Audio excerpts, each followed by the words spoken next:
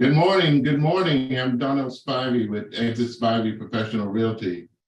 We're here to talk real estate, and more importantly, today we're going to celebrate Dr. Martin Luther King's birthday weekend.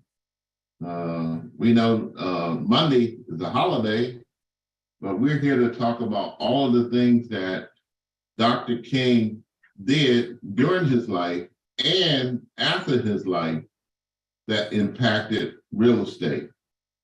So we've got a couple of guest speakers that's going to be on today to talk about all of those things. So I want you to stay tuned.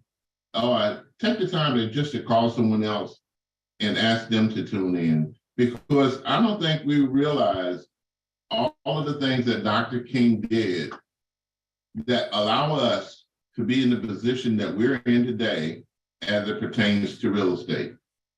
And I think that message needs to be shared across not just Baltimore, but across the world. And my guest today knows that history very well. So I've invited Mr. Jackson to come on to talk about the history of Martin Luther King from his perspective. Of course, we're going to talk about some of the usual things, the market, and the featured home of the week. But more importantly, today's show is deeply focused on Martin Luther King and the impact he had on real estate. Good morning to you, Robin. You're on mute, Robin. Okay. I see her on the screen. Good morning, Mr. Jackson. I appreciate you coming on today to share with us and the listening audience. Good morning. I hope I didn't lose contact. No, we hear you very clearly. Okay. And, good morning, Donnell. Good morning, Mr. Jackson. Good morning, Ron. Good morning. Good morning. Good morning, Ms. Robin. Robin, I just was calling on you to give you an opportunity to introduce yourself to some, but more importantly, just to say hello to the listening audience. Good morning, listening audience. My name is Robin. You guys know me. For those of you, who tune in every week, and for someone who is new today on the show, I'm with Residential Title and Escrow Company. Our office is located in Owings Mills, Maryland. However, we do have satellite offices across Maryland, specifically Frederick, Bowie, Ellicott City, to name a few. So it's always a pleasure to be here as a guest / co-host person with Donnell. So thank you for that, Donnell. You're welcome. And Ron, if you would just introduce yourself to the listening audience. Good morning, Donnell, Ms. Robin. Sir, good morning, and listening audience. My name is Ron Thomas. I am the sales manager of All Financial Services. We are a mortgage broker located in Owings Mills, Maryland. Thank you for the invite, Mr. Spivey. It's a pleasure to be here 2 weeks in a row. Thank you very much. I'm glad to have you because we need more voices like yours and Robin and Mr. Jackson to spread the word about Dr. Martin Luther King. So we're going to jump right into this, Mr. Jackson. For listening audience, I've known Mr. Jackson for, I guess, ever since I've been into real estate. I got into real estate in 1985, and I learned of him at that time, and then we further got very well acquainted through the real estate brokers of Baltimore, and then we went on further to become national president of the National Association of Real Estate Brokers. Mr. Jackson, as well as myself, are past national president. So we've gotten to know each other quite well over the last few years. And before I go into Mr. Jackson and introduce yourself further, one of the icons from my perspective in real estate, since I've been in it, was Otis Warren. And I just want to let the listening audience, if any of you know of or know Otis Warren, he did pass this past week or a couple of days ago. So my prayers go out to his family and friends and the real estate industry. He was an icon as a Black real estate broker in Baltimore. And I would be remiss if I didn't show my respect to his family for mentioning that. So if any of you listening audience or knew of Otis, knew anything about him, and you want to call and share your experience with Otis himself or Otis Warren Company, feel free to do so. The number for you to call into is 443-380-2803. Again, it's 443-380-2803. And just call in and share your comments of what your experiences was with Otis Warren or Otis Warren and Company. And without further ado, I'm going to go back to Mr. Jackson and just to say thank you for all the support you've given me over the years as a real estate broker, as a real estate agent. And I'll even go as far as that. I became the national president because of the coaching and the training and the education that was provided to me by Mr. H. Bernie Jackson. Mr. Jackson, without further ado, you can share any other comments that you have in terms of accolades or whatever you want to share with the listening audience. Thank you, and good morning, Mr. Spivey, and thanks for the opportunity to speak to the audience about Dr. King and the Fair Housing Bill. But let me piggyback on Mr. Otis Warren, if I can. And now I'll always remember him as a trailblazer, as a shooting star. And I was just so fortunate to be associated with him when I entered the real estate industry. Because everything he did, everyone that was attached to him sort of rose to another occasion. So with that, again, I also would like to humbly thank Otis Warren for all that he did for the real estate industry and all he did for his community and those members and associates that stood with him and beside him. But you just taught me something. I didn't know you worked there as well, too. Well, that was my first association with real estate was with Otis Warren back in 1977. I was with Otis for 4 years before I headed out to my own company. So let me share this. We're reflecting. So my first interaction with Otis was I was cleaning his carpet and furniture on Galston Drive and Liberty Heights. This was before I was an agent. And so one day I'm sitting in the office or cleaning the office, and one of his agents, I think it was George Shepard, that tapped me on the shoulder and says, "Why don't you become a real estate agent?" And that was my beginning. My first broker was Otis Warren. But before being an agent, I cleaned his carpet. great. Yeah, great. So we go back. We do. Well, let's get back to Dr. King, and I really count during my lifetime 10 heroes. Dr. Booker T. Washington, Dr.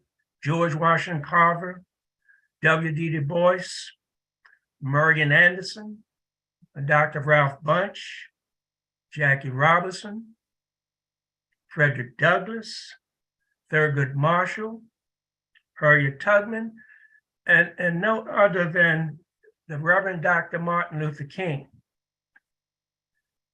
That's my list. And Dr. King, of course, out of those 10 famous people, heads my list. I can recall I'm not dating myself, but of course I'm from Baltimore, so I can recall the riots of the 60s. And you know, the 60s was an era of assassinations, reconciliations. I can recall vividly the death of President John Kennedy. I can recall the assassination of Malcolm X. I can recall the assassination of Bobby Kennedy. And of course, most importantly, I can recall the assassination of Dr. Martin Luther King. If you recall back maybe a few years ago, 5 or 6 or 7 years ago, we had the Freddie Gray riots. Well, those riots in the 60s was quite similar to the Freddie Gray riots that we had. So if you can recall what happened in Baltimore then, the same thing happened 5 or 6 years ago, happened in the 60s with the assassination of Dr. Martin Luther King. Let me just back step a few points. As I was ascending to become a leader in the National Association of Real Estate Brokers, which if some of you don't know, is the nation's largest minority trade association with over 100 boards throughout this nation. As I was ascending, we had a meeting with the US Senate in Washington. We had a luncheon meeting, and we had Maryland Senator Charles Mack Mathias. Mr. Mathias was a moderate Republican, and at that meeting, he gave us the real story about the Fair Housing Bill of 1968.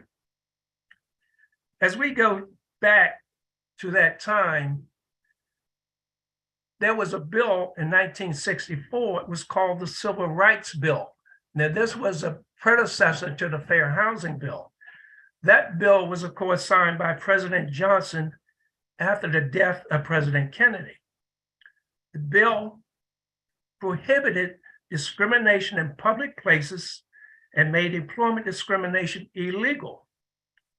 This was the most sweeping civil rights legislation since Reconstruction. Shortly after that, there was a 1965 Voting Rights Act, which outlawed discrimination in voting, including literacy tests and poll taxes. All of that was the precursor to the 1968 Fair Housing Act. And the Fair Housing Act, as it was put together in the late 1966 and 1967, it was the rights of buyers and renters from discrimination based on race, color, national origin, religion, and sex. Well, this bill was in Congress, and they had a sister bill very similar to it in the Senate. And the bill just stayed in Congress for the entirety of 66 and the entirety of 1967. Mr. Jackson, Yes. for a minute, who introduced that bill? Well, the bill was introduced actually by moderate Republicans and some forthright Democrats. Now, the bill stayed in Congress. It was not going any place. Then on April 4th, 1968, we had the assassination of Dr. Martin Luther King. President Johnson then put the fire under the feet of Congress and the Senate to bring that bill out of committee and present it. But there was a group, a trade association that fought tooth and nails, and it in no way wanted that bill to pass. And that trade association was none other than the National Association of Realtors, that organization that prevented our organization from becoming a member. Well, with the assassination of Dr. Martin Luther King and the riots which took place across America from the West Coast to the East Coast, North and South, they had no other choice but to sign that legislation effective April 11th, 1968. That became the Fair Housing Act of 1968. It is today, and just a few years ago, we celebrated the 50th anniversary of the Fair Housing Act. And just a little minute details, when that bill was signed, in effect, on April 11th, 1968, minority ownership rate was about 41%. Henceforth, we get 50 years later, 50 years anniversary, and the minority home ownership rate was an astounding 41%. 50 years, we have not gained an ounce of legitimacy in our struggles to advance home ownership. And I often ask myself, why? Why? And it's very clear. I think we should look at ourselves, our organization, our culture.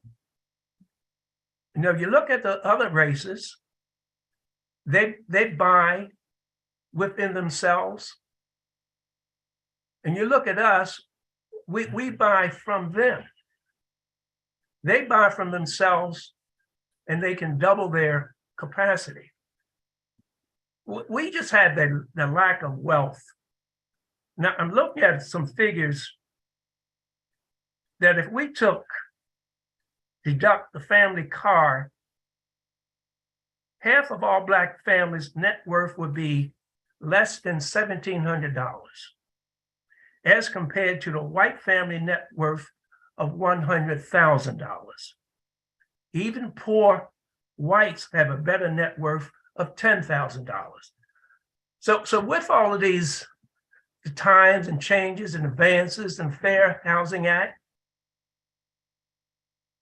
it has become just very clear, important to me, that we really haven't scratched the surface as where we should be. And Dr. King, unbeknownst to him, gave his life to the cause of fair housing. Well, it was not for his assassination, we would not have had the 50th anniversary of the Fair Housing Bill. I can assure you, it wasn't something that was done in the right time, in the right place. Before then, we would try to go to sell a property and people would just shut the door in your face. But this bill certainly has come a long way, and I'm just so glad to be part of it. I'm so glad that it is still there. We've had amendments to this bill, and I'm sure as we go further, there will be other amendments that will be attached to that. But again, we honor Dr. King and the death, the sacrifices, his civil rights leadership as it took place and took his life. So again, this weekend, we can do as much as we can coming Monday to honor the passing and the death of Dr. Martin Luther King. So one comment I wanted to make, and you can verify this for me if you will, that the National Association of Real Estate Brokers and others had an impact on President Johnson signing that bill. Can you touch on that? Well, we were at the forefront.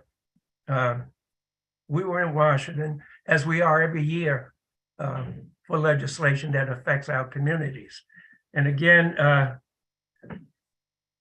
he was sort of reluctant to push it forward. Now, actually, Dr.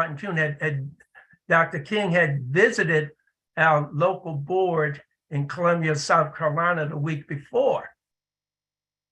We were aware of his testimony. We were aware of what was going on. And again, President Johnson was reluctant. And we had to send a delegation to Washington to make sure that during these crises, that bill would come to get a hearing on the Senate floor, which he did. And of course, ultimately, it did pass during that session. Yeah, I just wanted to listen to the audience to know that the National Association of Real Estate Brokers, which Mr. Jackson and myself and others that are on the call are a part of. We are a member of that organization, and we've been fighting ever since. I think I joined in 1989 was when I joined it. That was my first national convention. And I went there with Miss Patricia Davis, who is on the call. Pat, if you, I know you're in another meeting. If you want to come in and share, I would love to hear your experiences from it. But my first convention was in New Orleans. And I went with Patricia Davis, and luckily we got there safe because she was trying to kill me because of the plane ride. This is just an inside joke. Mr. Spivey, good morning. Good morning to all of you as well. That's one of the things you will never allow me to live down, was my flight to New Orleans. But one of the things that I have experienced since the death of Martin Luther King was that, as being a participant with the Realtist, I too was proud to be one of the agents of our minority leader, Mr. Otis Warren. And Mr. Otis Warren, we give condolences to his family for his recent passing this week. But one of the things that he trained us in is that how to present ourselves as professionals. We always had to be better than the majority race in our presentation of our services. And I had an experience where there was a community outside of Catonsville in the early 70s, in which, as a member of our Century 21 franchise, we had a marketing experience whereby we could say, meet your neighbor. My clients were of an interracial background. And as a result, I was so very proud to have sold their home that I sent out this marketing piece to the residents. And at that time, a complaint was filed by 14 members of the community and charged me with blockbusting, that I was trying to get those 14 members of the community to move because now Black and white people had combined their family unit and they were moving into the community. Luckily, the commissioner had sent their investigators out and found that my marketing piece went to each homeowner, not just the 14 Caucasian families, and therefore the lawsuit was broken. But that was just one of the things that we had to experience. One thing that I knew personally was that my parents were able to move from the inner city. They were in a community on Northwest Baltimore near Mondawmin. And when the act was passed in '68, they were able then to take advantage of the opportunity and move to the Liberty Road corridor. And at that time, they were working with a majority agent who insisted that they move below the Beltway, and they refused to do so and insisted that they look at other neighborhoods. So they were the first family to move off of Old Court Road in a community called Bell Farms. At that time, they were the only Black family, and within months, the signs went up and the families escaped the neighborhood. And so it was a pattern of white flight that I experienced with my parents personally. But when Donnell was mentioning that this is something he wanted the Realtors to discuss, I remember learning things through Otis Warren about restrictive covenants and blockbusting and steering. And you will find in some of the old deeds, even today, that there were mentions in the deeds. You are not to allow Black people to enter into the front of your house. They must enter to the rear of the homes, and you will still see those in some of the neighborhoods. But on a positive note, I had an opportunity to look at where we have advanced, and I found something that you may have been quite interested in hearing. And Donna, I don't know if I'm taking your time away, but I just got so excited. You know, I'm at another meeting. They're waiting for me to stop talking, but I just wanted to share this one thing.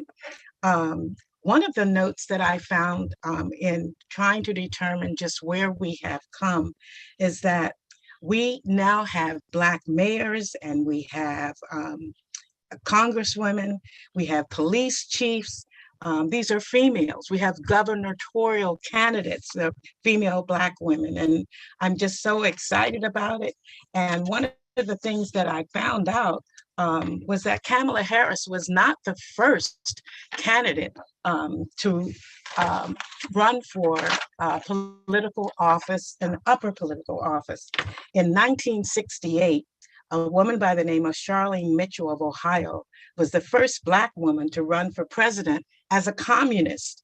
And it was so exciting for me to even hear that, because I only knew about this one Black woman, Shirley Chisholm, which some of you, if the young folks are listening, may have heard of her name. And so she was a Black female communist who fought Jim Crow. And if you go online, you'll find a picture of her. And then there was another woman who ran as an independent. Her name was Margaret Wright, and she ran in '76 on the People's Party. And then in 2008, Barack Obama had appointed someone by the name of Cynthia McKinney, who was a US representative from Georgia, as a nominee of the Green Party. And I never even knew there was such a thing as a Green Party. And then in 2012, a woman by the name of Peter Lindsay ran to unseat Obama from the left on a party for socialism.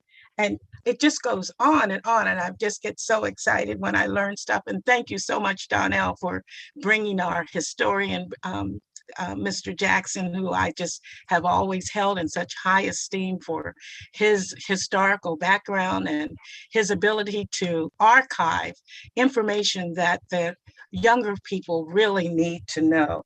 And one of the things, yes, Donnell, you don't ask me to talk and then tell me to hush. What, Donnell? I want you to stop. I want to give the listening audience an opportunity to call in if they have any questions. So just give me a pause. Let me give the number.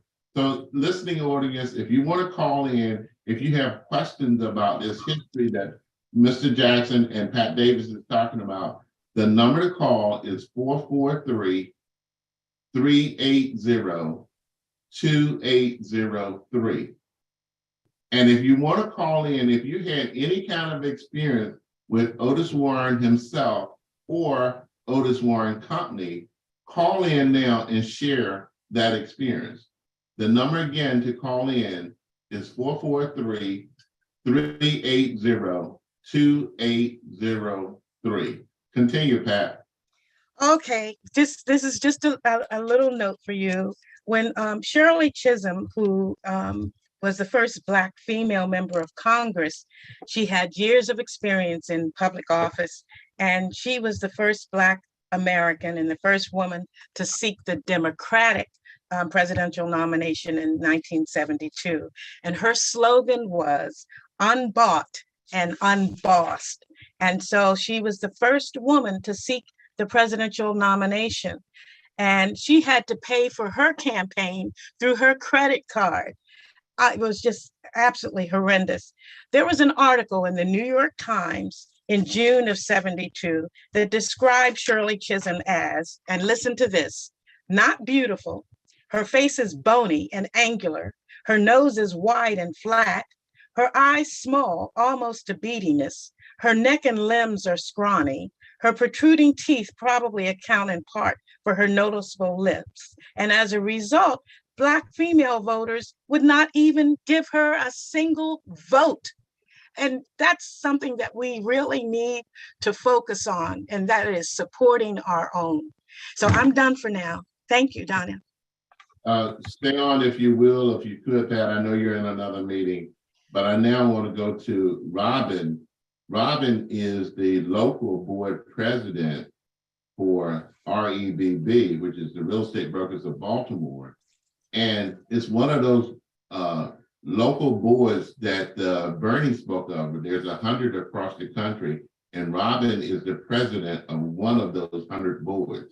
And Robin, if you would unmute yourself and share with us about your experience with NARAB and others. Good morning, Donnell. Good morning, our esteemed guests. Always great to see Mr. Jackson and hear from Pat as well. As Donnell said, oh, I'm trying to adjust my computer here. Just bear with me because I'm having a technical moment.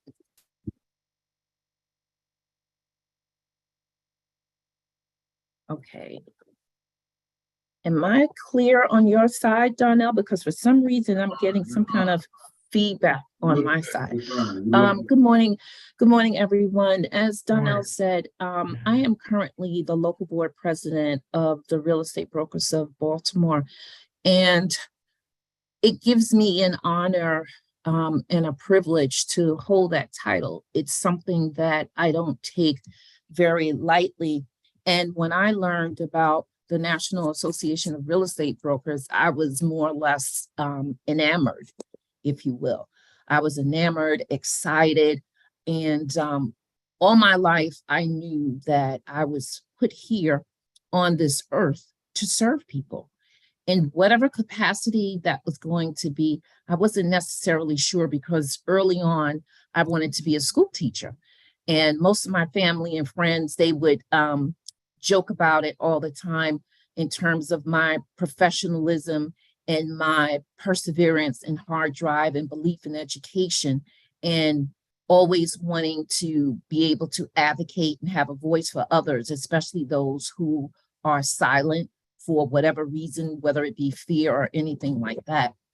And I want to thank Pat for talking about Shirley Chisholm. Although I wasn't, I was very young, let's say in the 60s and everything, but I do know my history.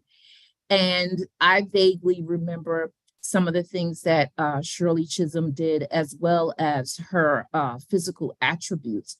But to get back to the National Association of Real Estate Brokers, I became familiar with NARAB, I want to say back in 2009, maybe 2008 or 2009. So that's how long I've been a member of the National Association of Real Estate Brokers. It started out in New York, and then it cultivated here in Maryland. And homeownership is something that I feel is an American dream that everyone should have the opportunity to attain for. And knowing the history and everything that Dr. Martin Luther King Jr. fought for in terms of fair housing, and knowing that there were other organizations that prohibited African Americans from being a part of their association, is something that I was totally unaware of. But being in the position that I'm in now and having the opportunity to further enlighten real estate professionals across Maryland, and we have 100+ chapters across the country of African American real estate professionals coming together to educate one another, and most importantly, their communities, is something that I am so grateful and so honored to be a part of. Because I always tell everyone I eat, sleep, and drink, because I don't drink alcohol. The Real Estate Brokers of Baltimore, and being able to disseminate information about our chapter and that of NARAB, is a cause that most people are totally unaware of, that we are here as boots on the ground fighting for democracy. And until people come to that realization to know who we are, what we're all about, and that we are still carrying the torches of Dr. Martin Luther King Jr., Shirley Chisholm, and all of the other pivotal, prominent civil rights leaders, that's more within itself. And I'm just honored to be a part of it. And I will continue to do everything possible that I can in my current role as well as a member of the National Association of Real Estate Brokers to continue that legacy. So thank you, Robin. Listening audience, for those of you that perhaps wasn't on at the beginning of the show, just want to give you a little history. The National Association of Real Estate Brokers were formed in 1947 because Blacks were not allowed to join the Realtors. And the group got together, 12 people in Tampa, Florida, and formed the National Association of Real Estate Brokers. And now there are 100+ chapters across the country. One of the things that I remember that recently happened in 2018, I believe it was, the 50th anniversary of Fair Housing is when it happened. We were at a Realtor conference.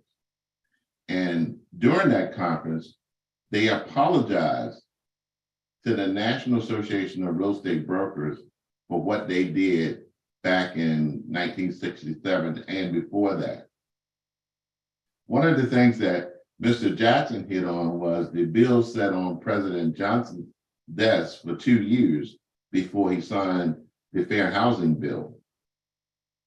The reason I believe, and I've heard this, but of course I wasn't there, the reason that it sat on his desk so long was because the Realtors were against passing that bill. And so that's why you hear Pat and Bernie, Robin talk about we need to support our own. One of the things that I recall, and Pat Davis, I'm sure you recall this as well, when we sat around the closing table to close a deal, we want to see, we would always see a white person, and a few Blacks who were at that table. And back in the day, the listing agent, the selling agent, the buyers, the title company would all be at the table at the same time. And there was only 1 or 2 Blacks at that table at that time. And Pat, you can appreciate this. I closed on a deal yesterday, and I mentioned this during the closing, that everyone around that table were Black. I appreciate that comment, Donnell. And I recall one of the things that Otis used to say to us, that during the day that he was growing up, his dad was an ice man. He delivered cubes or blocks of ice to neighborhoods where people did not have refrigerators. And when he would be delivering to the Black families, they wouldn't buy the ice from him. And what they would say to him was, the Black man doesn't have the same quality ice. I would prefer to buy from the white man because his ice is colder. And I have used that Mr. Warren had given us years ago, that you always have to be better. You always have to be better, because there are still Blacks that feel that using the services of a white family or white professional will give them a higher quality of service.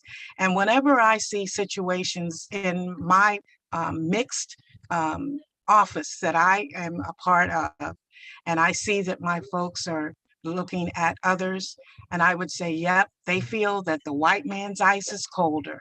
No matter how much education we may have, how much years of experience we may have, how much exposure we may have to be able to give them the opportunity to go to neighborhoods that they would have never thought that they could even consider, they would always feel as though the services of the majority race would be better.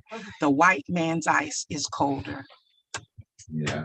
I want to go to a couple of our listening, or I mean, not our listening, or our viewing audience. Marie, you're on the phone, and Ron, if either one of you want to share or if you got a comment, please take the time to do so. We want to hear from you as well.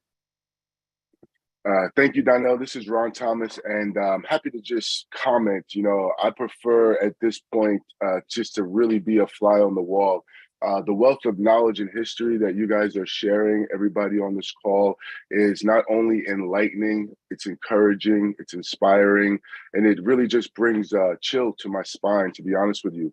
I'm the sales manager and I run a Black-owned and operated mortgage company, 100% in terms of, knowing that, first, let me just take a step back. Mr. Spivey, thank you for providing this platform so that we can share these experiences and to hear different perspective. It is powerful and, nostalgic in a sense of takes me to, just all different kind of comparisons and hearing the stories. It's just so important that we understand our history. And me as a person, I'm really just focused on my goals, and our goals are usually, either present today or future tomorrow. And it's just one of those things where I say, I got to take a look back and I got to really understand why I'm here, how I got here. And I'm just sitting here taking notes and astonished at some of the history and some of the stories and perspective that I'm hearing. So, that just leads me to be super proud of running a Black-owned and operating mortgage company, and super privileged, right? We have an opportunity. It's a challenge, but also a tremendous opportunity to press forward and to keep the dream alive, more or less, for Dr. King. And I just feel like 1968, the fact that he had to almost sacrifice, in a sense, for us to push forward and lose his life for the Fair Housing Act to come to fruition after sitting on a desk for 2 years. These things we just don't know. You get the very basic table of contents as you grow up from school and, from what you hear, but this is an education in itself. And for all the listening audience that is tuning in, it's just truly a privilege. The white man's ice is not colder, and I just have to pause on that and let others share. But I'm just sitting here and I'm just extremely blessed and privileged. And I did not know that my soul needed this at 10 a.m. on a Saturday morning. So thank you all. I really do mean that. Thank you all for your sacrifice and your encouragement and your leadership. And I mean that leadership with a capital, all caps. Thank you, guys. All right. Marie, anything you want to share or comment? Good morning. Thank you for having me on. For the listeners out there, this is a wonderful platform, and I'm so grateful that Donnell Spivey actually has a platform like this, where he is educating people out there about the history of why things are the way they are today and how did we get to a certain point.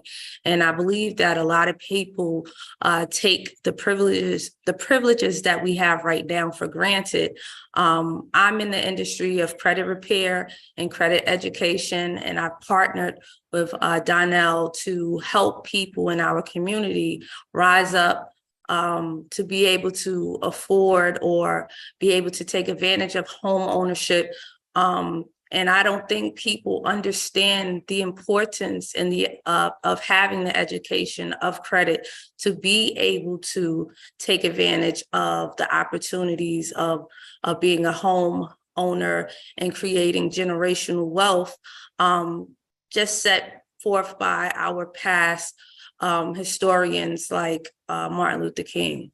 And I just want to take the opportunity again to say thank you again for having me on this platform and to be a part of, I guess, the legacy of helping people achieve the home ownership that Martin Luther King fought for.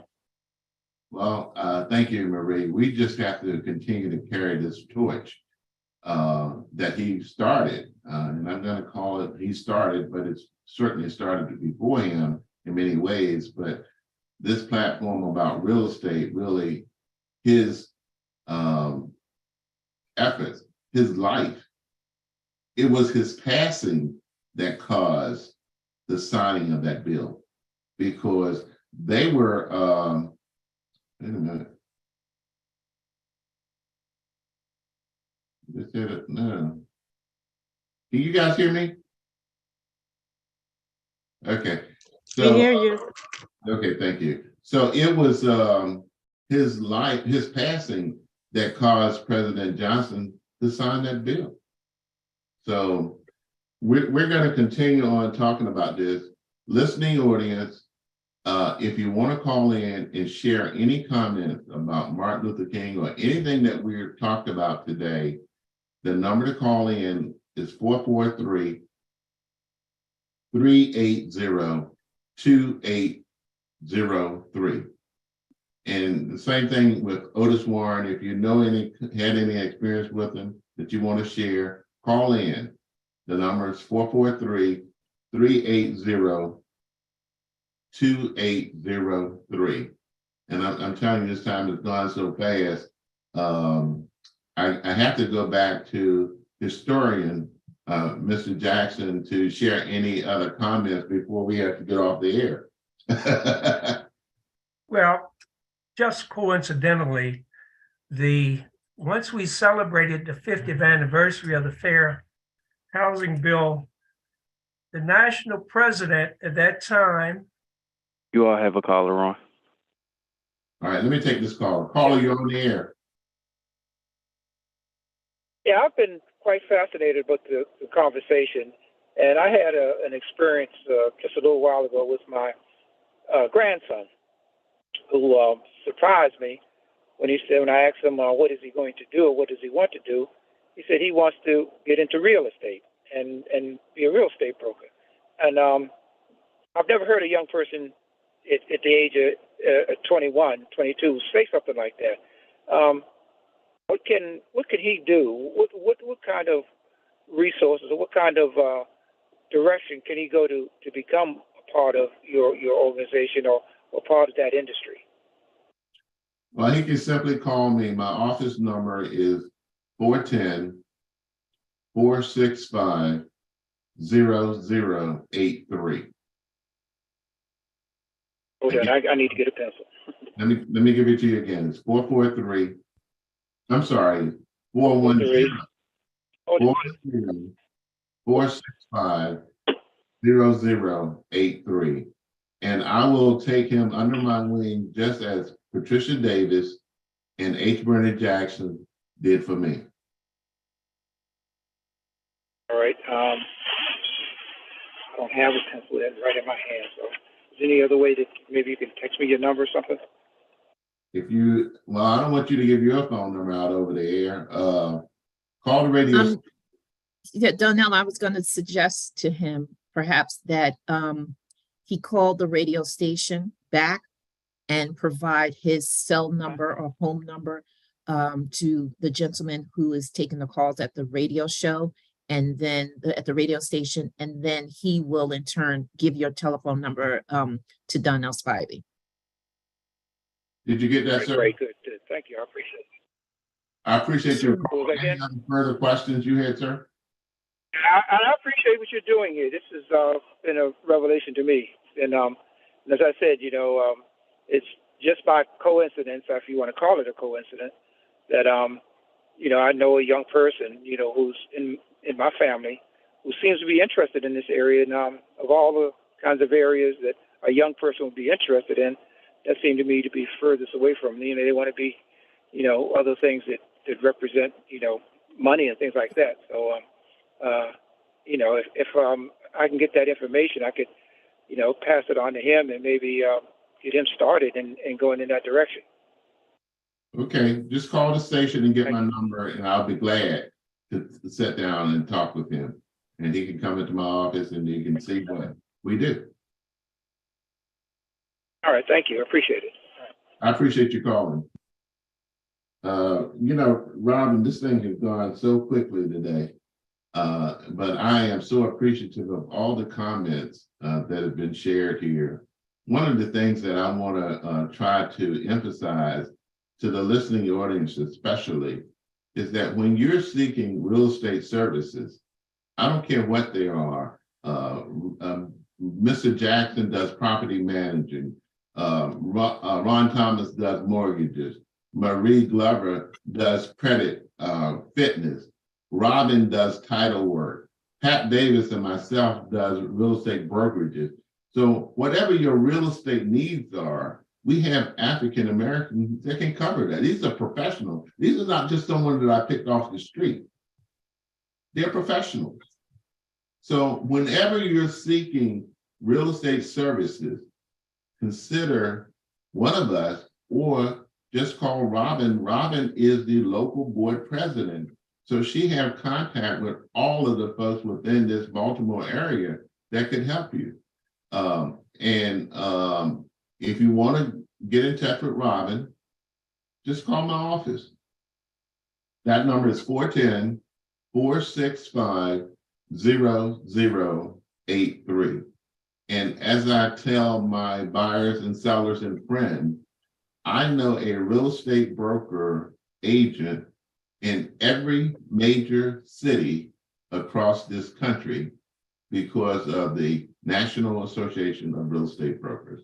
If you're relocating anywhere in the US, we know another agent in that city, if it's a major city.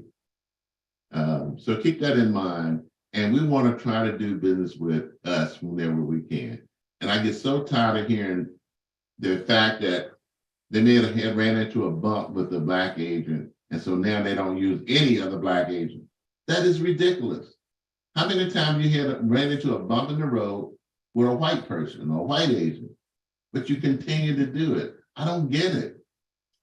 So I'm going to get off the soapbox. And Pat, I know you're in a meeting. Is there anything else you want to share before we have to get off?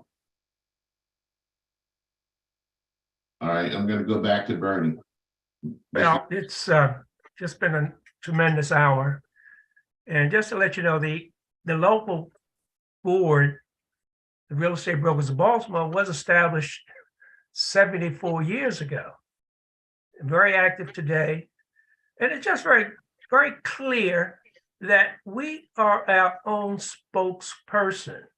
We cannot allow ourselves to be led by the other group because their history that they're teaching is their history.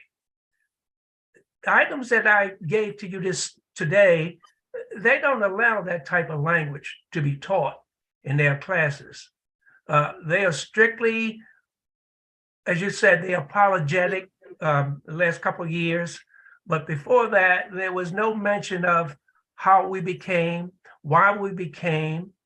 I can recall vividly in early years, one of our members was the first one to join the Realtors Association. And he only was allowed to join because he was a very light-skinned Black person. And they allowed him to join. That's how he got in. But beyond that, you know, there's that organization. We're a national trade organization. We train our members the professional way to conduct themselves, the professional way to treat our clients, and always make sure that our clients' goodwill is at the top of the list. There is no other way that you can satisfy yourself or the organization. You have to invest in real estate. There is no quicker way to accumulate wealth in this country without owning real estate. And hopefully that those who are looking to real estate will look to the people that's on this Zoom call as the key contacts to achieve that goal. And again, thank you for giving me the time. I appreciate it. And if I can help you, anyone with any thoughts or any points that I've discussed, do not hesitate to give me a call and I'll recall to you everything that I've said vividly. And one comment, Mr. Jackson is also the chairman of the board for the Real Estate Brokers of Baltimore. And he served on the national board for the National Association of Real Estate Brokers. So he's still in the trenches, if you will. He's still in the trenches. Robin, I'm gonna give you a few minutes. We only got a few minutes left. Okay, I will 1 try minute my left. best. 1 minute Oh, left. I'll be very, very, very quick. I just want to piggyback on something that Pat Davis said about the milkman's ice not being as cold. I recall conducting settlements before I got into the title side of the real estate market. And I'll never forget, I was in a settlement for a $3 million purchase of a luxury condominium, if you will. So everyone at that table were Caucasian. And of course, I had to correspond and talk with people over the phone. And that day of the settlement, everyone comes into the conference room, and I introduced myself to everyone.